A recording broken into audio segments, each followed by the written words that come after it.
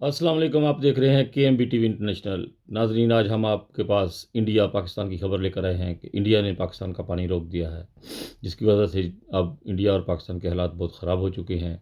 بارڈروں پہ آرمی لگ چکی ہے اور کسی بھی وقت کچھ بھی ہو سکتا ہے۔ ناظرین، انڈیا پاکستان کی لڑائی نہیں ہونی چاہیے۔ یہ تیسرا آدمی جو ہے وہ فائدہ اٹھاتا ہے ہمیشہ انڈیا پاکستان کی جنگ میں، بنگلہ دیش کا علیحدہ ہونے میں بھی یہی تیسرا جو انگریزوں کی حکومتیں ہیں، انہوں نے ہمیشہ فائدہ اٹھایا ہے۔ اس لیے دعا کریں، اور جو لوگ بھی اس میں اپنا کردار پیش کر سکتے ہیں، جتنا زیادہ میڈیا کے اوپر آ کر بتا سکتے ہیں کہ انڈیا پاکستان کی لڑائی میں دونوں ہمارے ملکوں کا نقصان ہے۔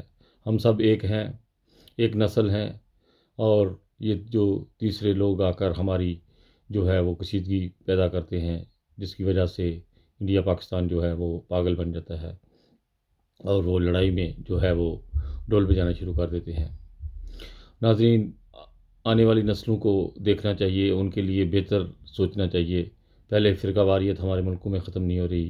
کل ہی ہمارے ایک پھر جوان کو قصور کے علاقے میں شہید کر دیا گیا ہے، ٹی ایل پی کی طرف جہلیت جو ہے کرتے ہیں وہ، اور ایک ینگ لڑکے کو بالکل جو ہے 10 بجے رات کے اس کو شہید کر دیا گیا ہے۔ ناظرین، پاکستان کے حالات اندرونی بہت خراب ہیں، تو یہ جنگ اتنی بڑی ان کے اوپر مسلط کی جا رہی ہے۔ ایک انہوں نے پٹاخہ بنا لیا ہوا ہے ایٹم، جس کی وجہ سے تھوڑا سا یہ جو گرم ہو جاتے ہیں۔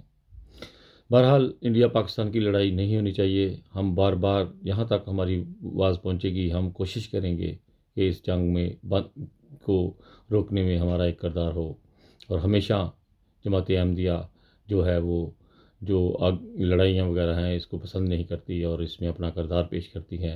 انشاءاللہ ہم اس میں بھی اپنا کردار پیش کریں گے، اور جتنی ہم سے کوشش ہو چکی ہم میڈیا کے اوپر آ کر اس کے اوپر بات کریں گے کہ انڈیا پاکستان کی لڑائی میں ایک ہی نسل کا نقصان ہے، کسی اور کا نقصان نہیں ہے۔